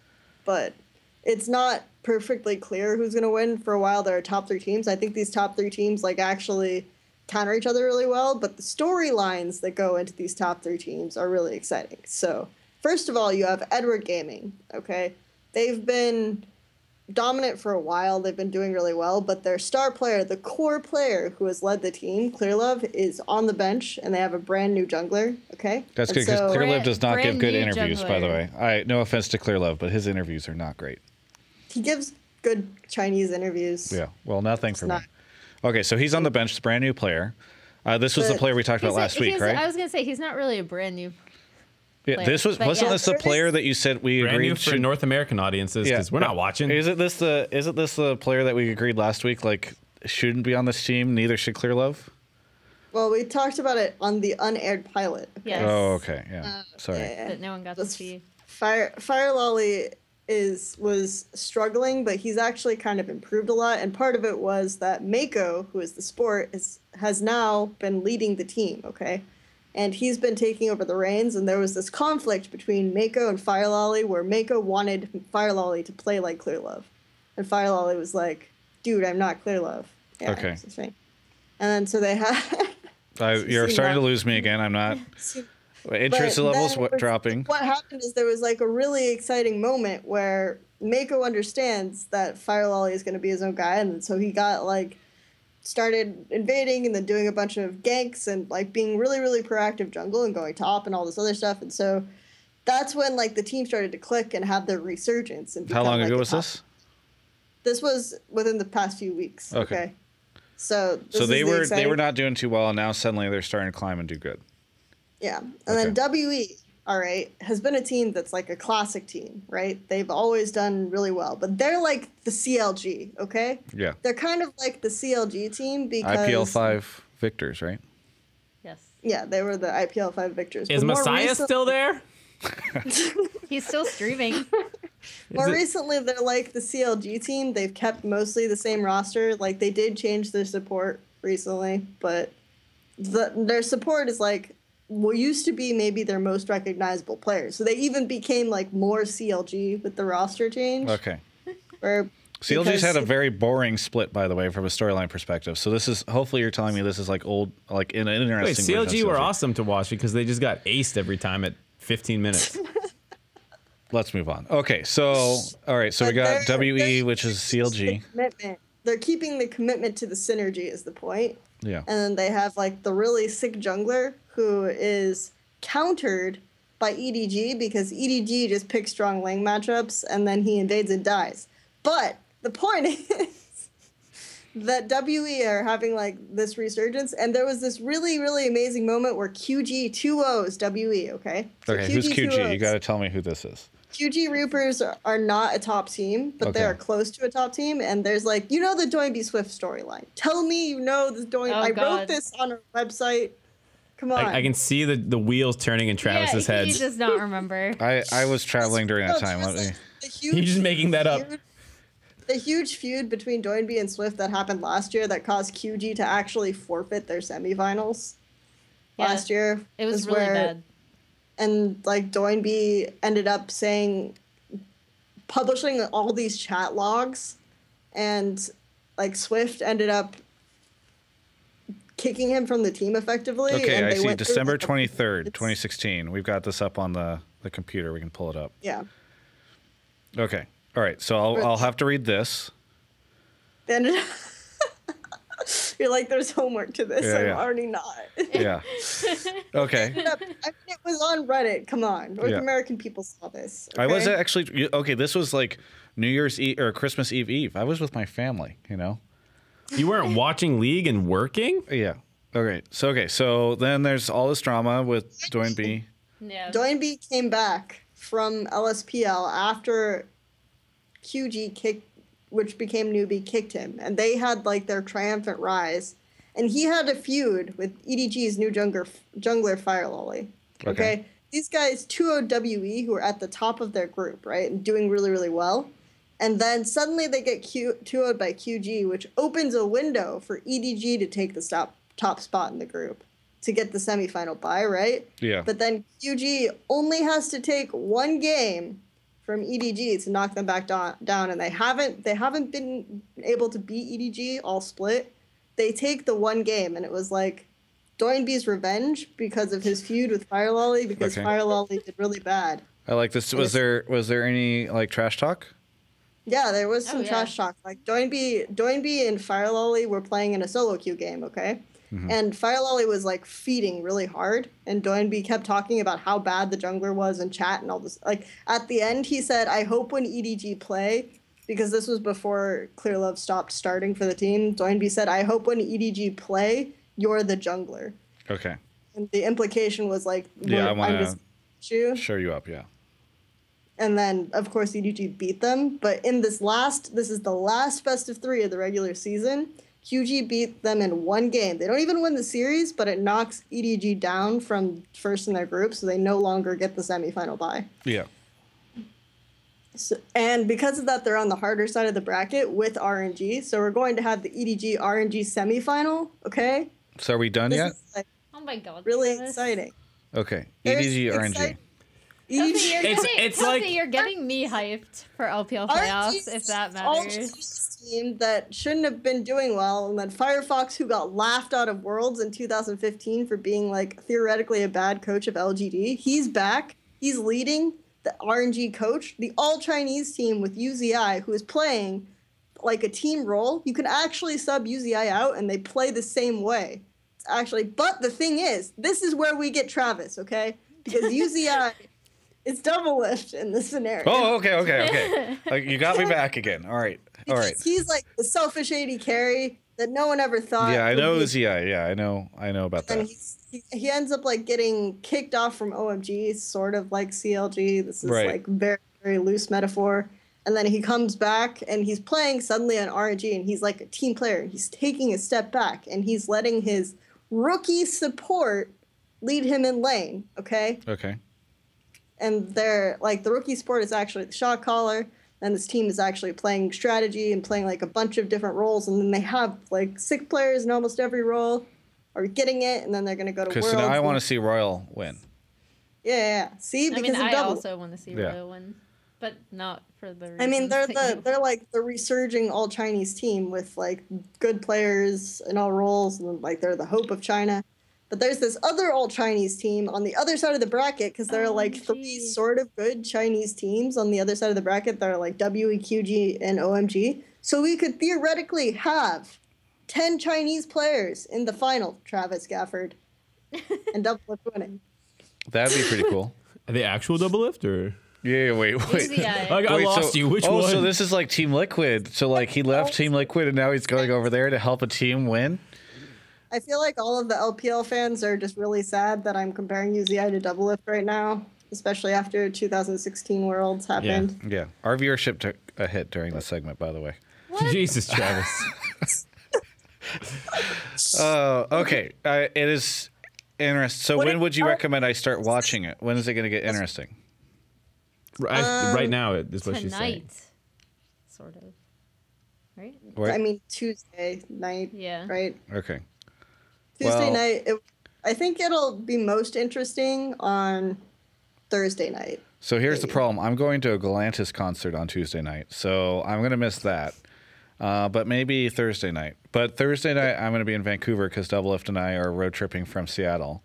So unless I can convince him to sit down and watch LPL with me, as to go out and explore the city. Just tell him, like play the Reckless video that he's like, this guy has sick mechanics and stuff like this. Okay. All right. I will consider it. As will, I'm sure, some of our viewers. Mark, do you have anything to add to this? Nope, I'm hyped now. Are you hyped? I'll probably tune in anyways, just because like anytime. What time is it? More importantly, also Galio is enabled in LPL. Yeah, that's actually pretty. It was already played. Yeah, I heard about Top Galio. What time? It's and support in LPL. She can't tell you what time because I'm asking Emily, who has it up. According to this, it's. So are you looking for tonight's games, or are you looking just for generally like is it at 4 a.m. when I'm asleep? Because the second match usually, but the first one starts at 11 our time p.m. Yeah. I'll probably tune in for it. All right. Let's move on to Origen and Giants getting relegated. We're not immediately coming back to North America. We're going to Europe. And it's Origen with an I, just despite what our lower third says. I know it's very confusing how you spell this stuff. So this happened. Goodbye. I think the bigger story is obviously Origen, who had... Gillette! Gillette. The best a man can get. Precision. Is that the jingle? I'm just deeply sad for the lack of Expecke Mom memes that will be in my life in the coming year. Yeah. So who wants to take this one to break it down? Because I have thoughts, but I should not be the one to break it down because I'm a super NA fan. It's probably... Well, we just had a Kelsey topic. Emily, why don't you... Yeah. I mean, I actually kind of just want to see someone else break it down. I'm kind of curious now because I have very strict perception on this. Break it down. I would be curious to hear your perspective. What, Emily? I'm calling on you. Give your to explain what happened. So both of these teams were relegated. I think Giants was more surprising to me. Origen was kind of like back when in the Challenger series. Back in the Challenger series, when we had kind of Schalke doing really well, everyone was kind of looking at it and being like, "Oh man, whoever comes out of Challenger is going to steamroll Origen." And I don't know, the whole Origen's demise is just really sad to me to track through the years. What? What it is? You don't think that's sad? Like just you say watching through a team the years as if this was a team that existed decline. 5 years ago. They had one good year, right? Yeah, but and that's then like just a a bad huge year. nosedive from where they were at. Okay. Like not winning a game. Well, technically they went to the final, right? Yeah, in 2016 spring. Yeah, and then they got to the semis at Worlds. Like they had a good run. My problem with Origen is like from everything I heard about this team from the beginning to the end was that like it was actually an abysmal organization. Beyond the fact that like they have Expecke and Soaz and Sven and like all these great guys This is what I didn't want to comment on. That's what I want to go into. This is what like fires me up. It's like, dude, this org sucked. Like half their org quit on them because they were so like mismanaged or something. Like not the players, the actual like organization around it, like their social media managers or something. Expecke's mom. Yeah. Yeah, that's pretty much it. Everyone quit because they're like, what is this org? It's garbage. And so like, yeah, no surprise that like once the best players in the region, which you had, start exploring other opportunities, this team has no idea how to actually run as an organization, right? And they fall apart and they're out of the LCS. Isn't this exactly why we're like, thank God for relegations? Yes. I think it's the one thing is sad is I do feel like this was originally conceived of as like a passion project by Expecke, and then he convinced like a lot of people who also had a lot of faith in him to build up this team, and they did really well. But like it was a bad decision to not hire someone who knew what they were doing to manage it, to not do all this other stuff. Yeah, so, I mean, I like... You feel bad for Expecke, but you can only feel so bad. Yeah, that's my take too, because I saw Expecke and I interviewed him at All-Star. He was playing at All-Star, and I'm like, how are things going with the roster stuff? And he's like, like everybody else is announcing all their stuff. When are you going to announce your stuff? He's like, oh, it's funny to see all the rumors on the site and all that stuff. And obviously I'm not going to have like Faker on the team and all that stuff. And it's just in the back of my mind at that moment, I was like, dear God, is he going to be able to like do this? Like, no, yeah, it's just, and like, I mean, that's the thing with Origen that just makes me really sad. Like you'd read the press releases that they would put out for different players, and they were just like very disorganized and poorly written, and it was not a good look. I mean, I don't know. Like, it's just really sad to see. I don't care. Slow decline. I have no pity for incompetence. I'm not saying I think they deserve to stay in the LCS. Do you know who I feel bad for? I feel bad for Syncroft. I feel bad for Hiva. I feel bad for Sartorius. I even, to an extent, feel bad for like Nahun. Wisdom. I actually do feel bad for him. Yeah, I mean, he got a lot of crap. But the thing is that I feel bad for those players because the situation this past split was bad. I mean, like, and then also just in general, I feel like those players to an extent have either have confidence issues because of this, or other orgs will just look at them add this experience and not think that they're any good or worth investing in. So I'll say, okay, go ahead. I'll say I do agree. You can feel bad for the players. I'm definitely not being like, oh, thank God these guys are out of the LCS. I meant more the organization as a whole, because even if these players have promise, they will never succeed on that organization, from my understanding, because it's so poorly managed. And that's the thing, is like, that's great. It's a passion project for Expected, but like, everyone in esports has passion. I opened my DMs recently, and everyone DMs me like, I love esports. You got a lot of passion in your DMs? Shut up. Everyone's like, I love esports. How do I get involved in it? And I'm like, usually from, I always ask, what are you competent at? And like, they don't have an answer. And I'm like, I know a lot of homeless people who are like passionate about like drugs and stuff. Like, that doesn't mean you're going to succeed, all right? Where are we going with this? I'm saying passion doesn't do anything. Yeah. No, tell me. But yeah, it's like, it wasn't just passion, it was like faith, and they did work really hard, and that's like the thing. But again, why aren't you hiring someone who knows what they're doing to manage this project? I mean, that to me just shows that you don't actually care. You don't care about the project, you care about your friends, you care about your family, and you can't separate your emotions. Like, I don't think that like I could ever, like, I would never be a part of something where I'm like, what are you guys doing? Like, how do you just sit there and like, yeah, I mean, I trust Expect and sure, everything he's doing doesn't make sense, but he's a good guy. I could never get behind that.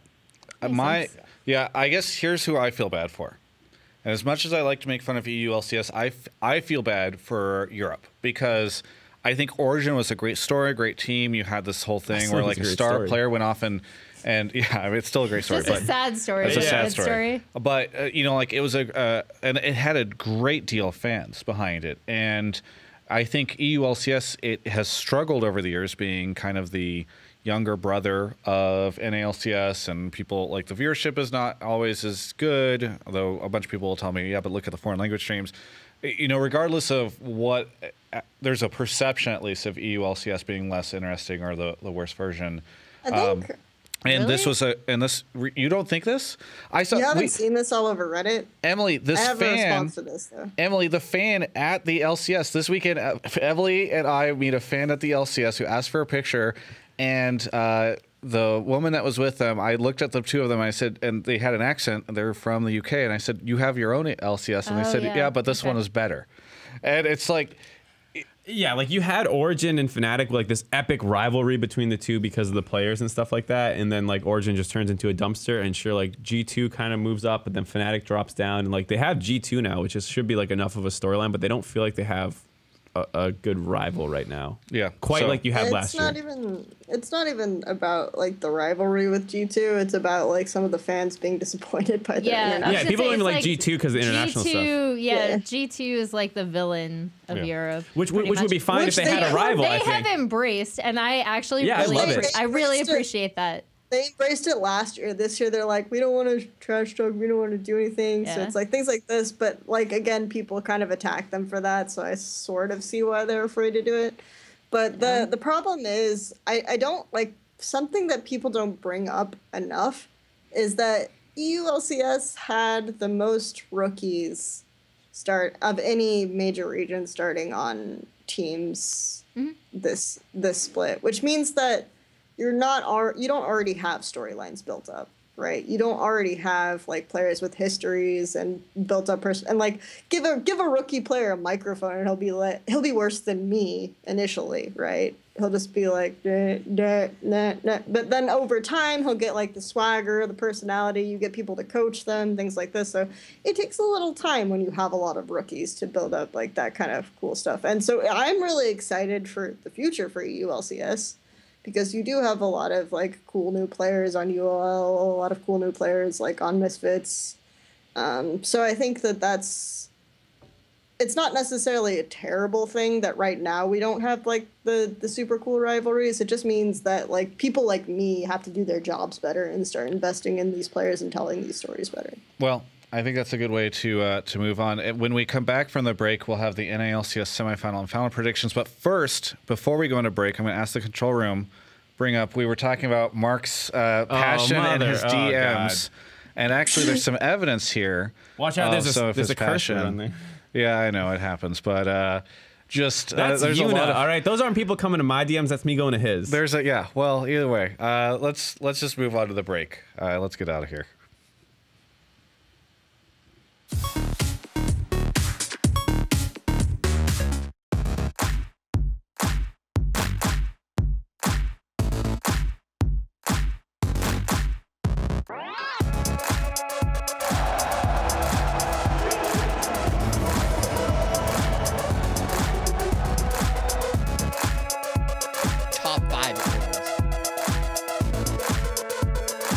That's it, I quit. I'm so sorry.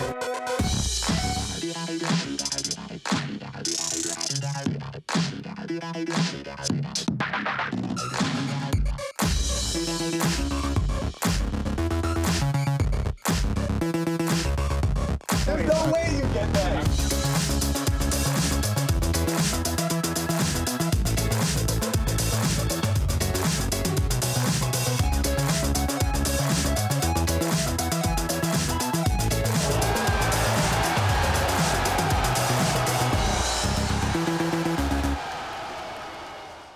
The year was 1967. The place? Chicago, Illinois. The vampiric creature known as Travis Gafford is stalking his prey, Liquid Simple. He catches word Liquid Simple wants to become Na'Vi Simple and move to a place called Europe. But Travis lacks geographic knowledge and has no idea where this place is, so he'd rather kill him than lose him. Nosferatu Travis lunged from the shadows at his prey. But Simple, knowing the game well, 420, no scope, right in his face, blaze it! And Travis was unsuccessful. He still stalks the night looking for Simple. Simple, if you're out there, stay away. Stay far away. I'm Buddy Hutton, and this has been True Esports History.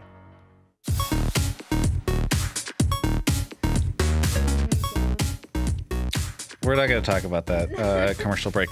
Let's just move on. So the finals, and so are you okay over there? I hadn't seen that one Oh. yet. My gosh. So the finals and third, fourth place match are happening in Vancouver this weekend. That's what I meant by semifinals, by the way. And so we can go ahead and make some predictions about that, because I know people love predictions. I know people hate making them because they look like fools potentially. But let's go ahead and start off. Mark, you're the NA guy. Give me the third, fourth place match, and then we'll do everything there, Yep. and then we'll come back for finals. So third, fourth place match, it's really weird because for a lot of the season, P1 was supposed to be super good. They had a bad week 9, and there was a lot of like, oh, what are they doing with their roster? Maybe they don't care. And then they had a good semi or quarterfinal versus Dignitas, and they beat them pretty convincingly. And everyone's like, okay, yeah, week 9 was a fluke. And then they go up against C9 in the semifinals and just get destroyed, and they're messing around with their roster again, and it looks like a complete disaster.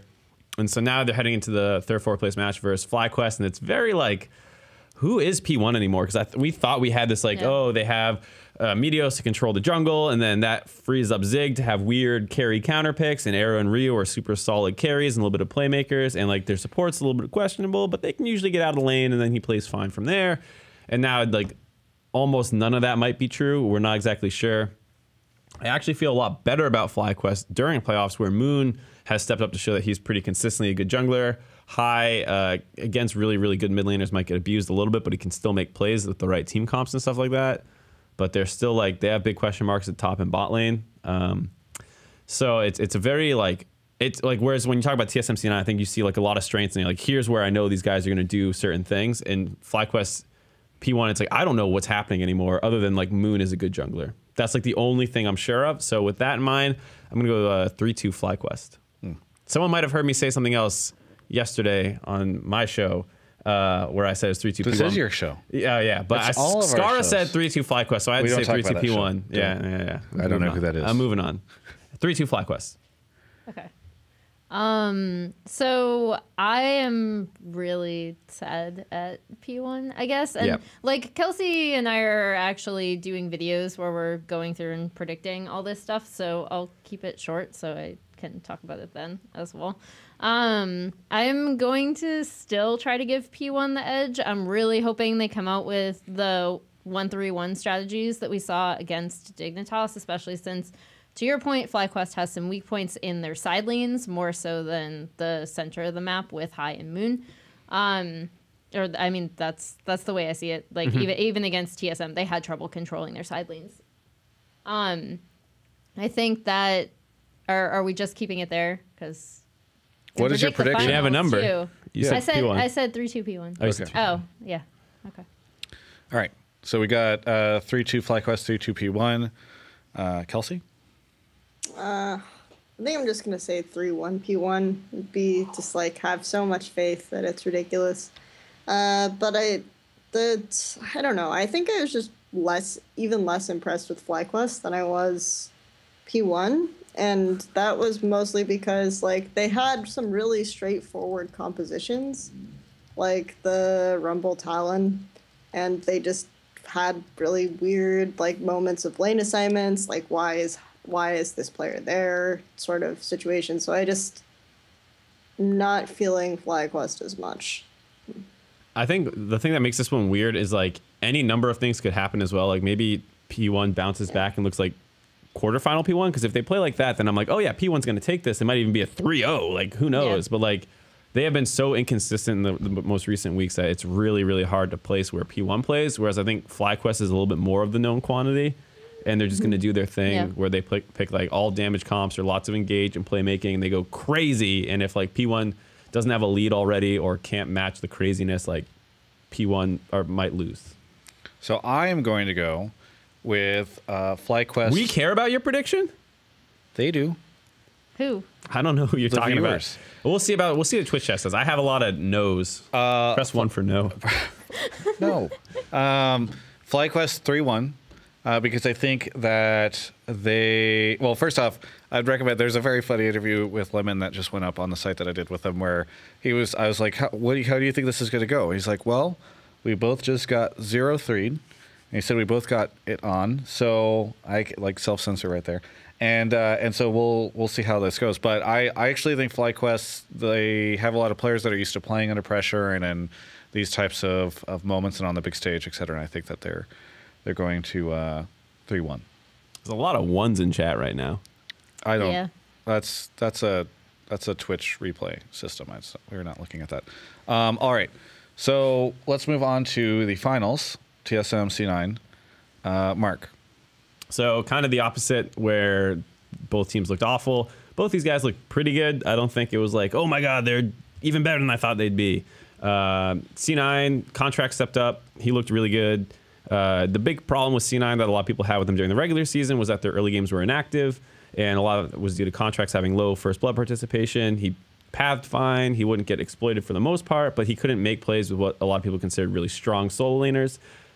Not the case at all this time around. Had a really big impact in almost every game, and then the solo laners still look great. So I think that's good for them. On the flip side, TSM a little bit more concerns, where Moon outperformed Sven in the early game for the most part, and then their bot lane, despite like they had a lot of they didn't receive much draft priority compared to FlyQuest bot lane, but TSM's bot lane was still losing to Alltech and Lemon, who I think a lot of us would say is not a great bot lane. So going up against Smoothie and Sneaky now in the finals, there's a concern that their bot lane might lose if TSM get targeted in the draft phase around the bot lane, and then contracts might outperform Sven. So for those reasons, like I think C9 has a good chance, but I think also TSM is just a lot better of a team outside of those early game concerns. Like once they get out of laning phase, I really like TSM. So I'm still going to go TSM 3-2, but there's a lot of like little things that if they don't shore up heading into the finals, they could get exploited.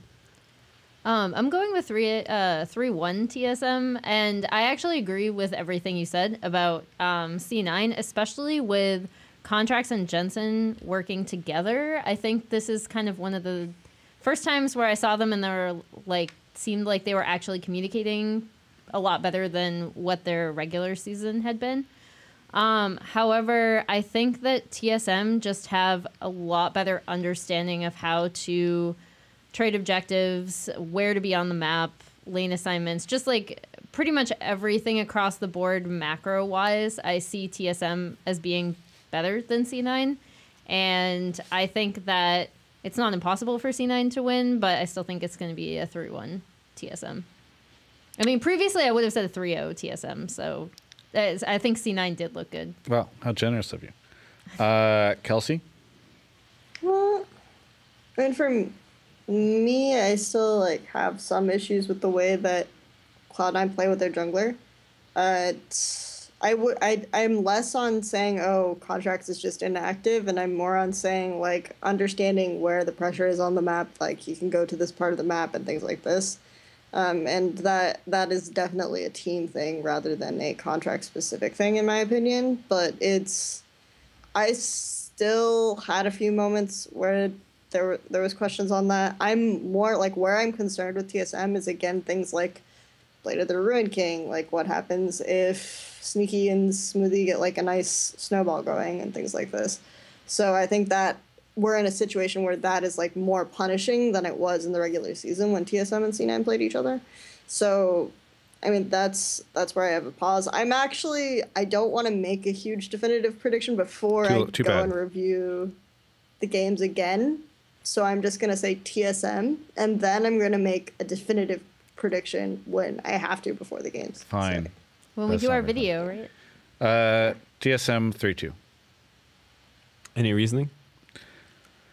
I just think they've looked more solid all split. Like C9 had that weird point where they were kind of slumping a little bit for a couple of weeks, and Jensen somehow made Piglet look good at mid. I think that was actually fun. I think that TSM.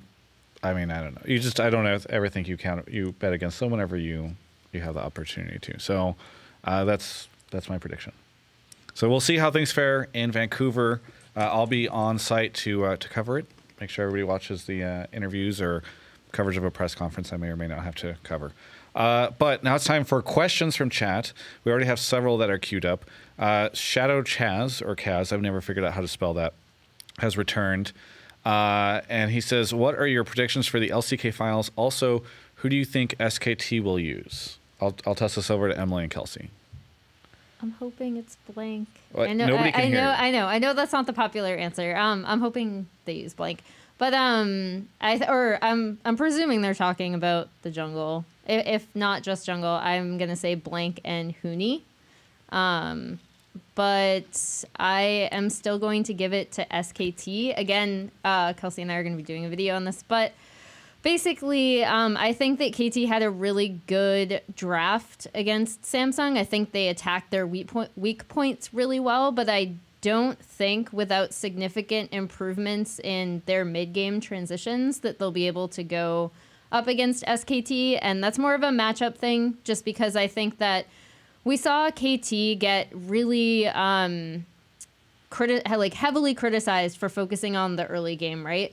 And I think it's more of a matter of the fact that they made so many mistakes when transitioning into the mid and late game, and that's exactly where SKT really love to attack you. Even if they get behind early, they're so good at punishing those mistakes. And that's why you see them winning so many series, because if you make a mistake in the mid to late game, SKT will turn it around and then they will stomp you. It doesn't even need to be as big a mistake as Def flashing between two turrets, right? Or is that? No, it does not. It can be a very nuanced and simple mistake that they will capitalize on, and then they know exactly where to go from there. So I think that KT didn't show the improvement necessary in the Samsung game to make me think that SKT still will not jump on their weaknesses immediately. I think it could be as close as a 3-2 because even in their regular season series, we did see that KT can take games off of SKT. They just weren't able to close out the series. So, yeah. And I hope Blank and Hooney start. Kelsey? I think it wasn't just that KT had a good draft. It was Samsung had really weird draft. It's like, you know how KT are going to draft, right? They want the strong lane matchups. They want to do that. Like, even in the third game, it was like I ended up going over the lane swap several times because it felt like they didn't have an alternative but to lane swap almost in some situations, even though like both of their side lanes were losing. So like they made the choice to try to get the top turret in exchange. And then like, to me, this was bad because then you just end up letting Jinx free. Yeah. And then Jinx just takes all of your turrets anyway. So I think that it was, it just, like, they kind of put themselves in these positions where they didn't have good openings anywhere. And I don't see SKT making that big of a mistake because they will be familiar with how KT draft. They will be able to, like, look to answer some of these situations. And it's, yeah, I do think that I like the way KT play a lot, so I'm a bit of a KT apologist, but I still have to go SKT here. Yeah. The next question from Crazy8 asks, do you think CLG should upgrade their roster? Who would they swap and replace with? So I was talking to my friend Skara, who is pretty well connected to the CLG org. And I don't know exactly how they feel now, because there's always like, you need a little bit of time to like weigh everything. But I do think there's this feeling that he was been saying for a while, Skara, that he thinks they'll make a roster swap at some point this year. And maybe this is kind of the kick in the pants that they need to actually go and do it, because they're clearly falling behind in a number of positions. I think obviously Smithy did not look great. Darshan was hit or miss, consistent at points, but with how much talent there is in the top lane now, relatively unimpactful compared to a lot of people. And then even Afro, to a degree, has looked mediocre at points. He still has like that, big voice and shot calling we always hear about. But at some point, like, you can't just rely on that. You need to evolve as a team, because the team itself, as it is now, probably is not going to get better out of nowhere. And you might have already seen the best that this iteration can do. And if it's still under Afro's guidance and you just upgrade, is it actually any better? Because they do kind of have that mystical power of teamwork thing. So maybe you have to blow up the roster versus reload the roster, which is often what you hear about in traditional sports, the two terms. So I think they should not just upgrade and like swap and replace people. I wouldn't mind seeing them just like blow it up.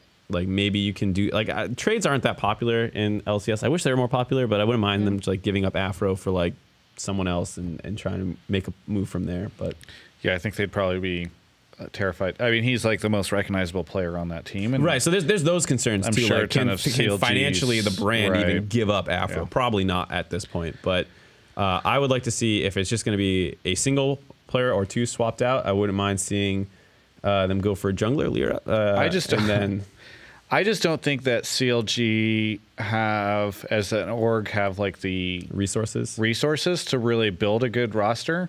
So I wouldn't be surprised if they are worried about, or if they try to make a change. I don't think that the change will probably be a good one. If I'm a CLG fan, I'm not happy about what this year means for me. I would mostly agree. I mean, there's that, like, Fairyland, where you have the resources and like, yep, add these two guys who are really good, but I don't think they're in that place. All right, Mark, you just answered. Oh, go ahead, Emily. Oh, no, I was going to say, I mean, it's also really tough because I feel like a lot of people looking at that roster, they always pick one or two players to like pick on, and they're like, I want, Darshan gone, I want Huhi gone, I want, etc. But I don't think it's that simple, especially in the case of Huhi, because from what I hear, he's a pretty big voice on the team. So again, to your point, I think that as weird as this sounds, because I really love that team, I'd rather see them like destroy it completely than try to replace like one or two players individually, and because I feel like the entire thing just falls apart from there anyway. Right. That's what I was gonna say. Like maybe like I think the only one that you're like hard franchise player here is Stixay. Yeah. So LCK question, but I'm not going to allow Kelsey and Emily to answer this one at all. This is exclusively for Mark. Who is the cutest LCK player? Asks My Zero. This isn't close. It's Peanut, right? I mean, I'll let them chime in, but that Peanut stuff when he got drunk on stream, so cute. How he talks to like his other pro players, like all his former teammates on Rocks, pretty cute. Everything he does, just the cutest. Yeah. All right. Taco Bowl 8. Wait, they're not gonna answer. No, it's just me. I said it's only you. Oh. At least you agree with me, or do you disagree? Sure. See, Taco Bowl 8 says, "What champions do you want to see picked more?" Wow, literally just silence in here. No, I'm thinking. Yeah, because there was a post recently on Reddit that said every champion has been picked in professional play aside for 10, and then it was like 9. And then Annie was picked. Yeah, so it dropped down to 9. I mean, yeah, but you can say more. There might be one that you think is really underutilized that sees like just because it's been picked once or twice doesn't. Yeah, I mean like Warwick. Yeah, I'd love to see more Warwick. Yeah. Is that the riveting answer you want? I like want to see more Fiddlesticks, and this is totally not a strategic answer. It's just I love watching a Fiddlesticks just ult and randomly into fights. I don't know. That's probably a terrible answer from an analytical perspective. Well, yeah, my Warwick one. I think it's hilarious to watch. To be fair, was not super analytical either. It's like it has some okay matchups for his tanks, I guess. Gets shoved in early, whatever. But like its ult's pretty funny. Yeah. That was my reasoning. Yeah. Kelsey. I kind of want to see Urgot because it was played once in EUCS, like top, and I've had a lot of people just like hype this up to me, right? Is that like it's supposed to like crush champions and then like still scale well in late game, and I just like I want to see the hyped Urgot top that I keep hearing people tell me about. And that they kind of like Fnatic Academy tried it in EUCS and it just like they got destroyed. So I would like to see like just one like mythical magic Urgot top. My pick is Blitzcrank because I'm a Blitzcrank main, and it's exciting to see him play. Godhand Gafford. Yeah, Godhand Gafford. Hashtag Godhand. All right. Breadrock13 says, this will be the last question. Arms wide open. Last question. Who would you give the most improved player of the split award to if there were one? We'll keep this to North America just since we're wrapping up the show. But most improved player of the split. I mean, we kind of hit on it with Cody. If you want like a kind of funny one, I would say like Rainover. Because he was so bad at the start of the split. I'm thinking not just like split from the start of the split. I also mean like year over year or whatever. Year to year. Which I would say Moon. Yeah, I mean, that's an easy one. Okay, well, that's the one I'm picking. I thought we were talking about in split improvement. Okay, fine. Yeah. So in split improvement, you're saying Rainover. Yeah, it's a little bit of a, not popular pick probably, but he was literally just like awful for the first like half of the season. Slowly started figuring out he had a good Graves, but like that's all he could play well, so he's still not doing that great. And then like as the meta changed more and more and he kind of improved with it, he started playing Olaf, started playing like Gragas, and like he just got better. Yeah. Is that improved though, or is it like?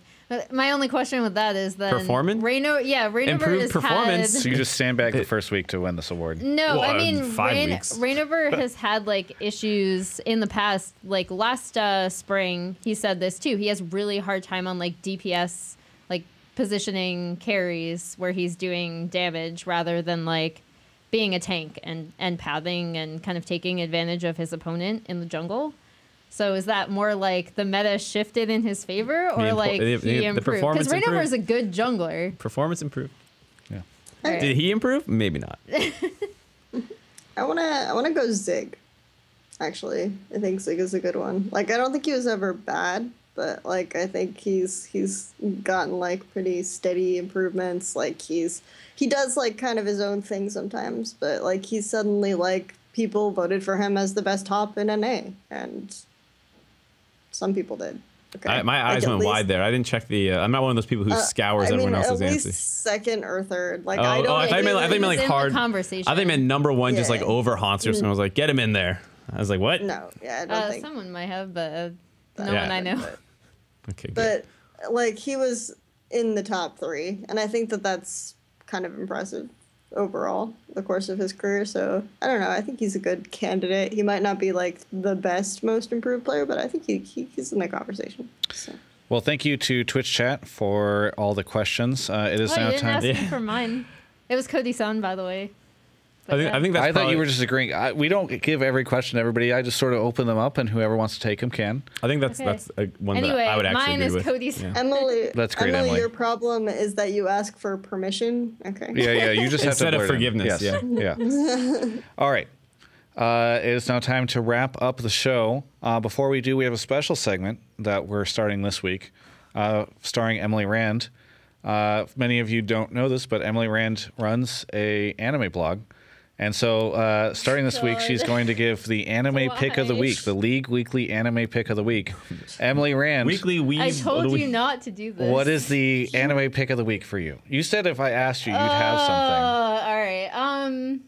I guess I will go with, since it's really easy, there's a movie called Your Name by Makoto Shinkai that's out in theaters right now. That is very good. And So I to think give a little bit of like it is a movie that I would recommend to people who aren't anime people, because a lot of times anime has these very, specific anime type things you have to tell people to watch out for. But I feel like Your Name is something that anyone could enjoy. Yeah, I've watched It's it. a Can gorgeous you give me movie. like a couple, like 2-sentence, like hook? This is Emily's pick of the week. All right, not yours, Mark. I don't even know. Is it a romance? Yeah, sort Okay. of. Yeah. Okay, I don't- Mark. It's just weird. It's like you don't want to spoil it Yeah, because it has that's a the thing, couple like, twists. I don't want to even describe the plot of the movie, because I feel like you should just go in as blind as possible. Yeah. All right, there we go. So, anime pick of the week, Your Name by Emily Rand. That's her pick. Let's say goodbye. Mark Zimmerman, what do you got for us? Anything you want to promote? Anything you want to shout out? Probably shouldn't on this show. You do some other shows. Yeah. I do some other stuff. You can follow my Twitter for updates on that kind of stuff. I will be in Vancouver. I will be doing some interviews there. So follow my Twitter if you want to see those. Twitter.com/TheMarkZ. How dare you? All right, Emily, let's have you I do a will shout not out. be in Vancouver, but Travis will. Yeah. I don't know. I'm coming out with some more NA stuff, some Korea stuff, some Brazil stuff, which I'm excited about because Yeah. I had a really good interview. So That's cool. And where can people find your content? on Yahoo Esports. And if they wanted to follow you on Twitter? At League of Emily. There we go. Next up, we got Kelsey. What's up, Kelsey? Hi. So I will be at the LPL playoffs every day this week, and hopefully that means I will be publishing some press conferences and stuff. I did it for a while, but people didn't seem that interested, but maybe they will because it is playoffs, okay?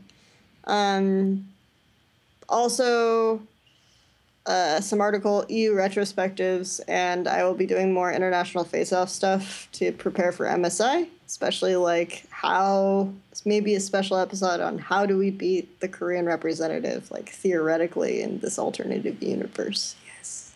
Like, how do we, North America? How does anyone? No. Okay, how does anyone beat the Korean representative?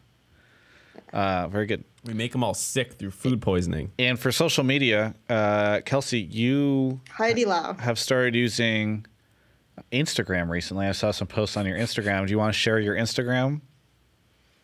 Yeah, I think, isn't it just Kelsey A. Moser or something? All right, you don't even know.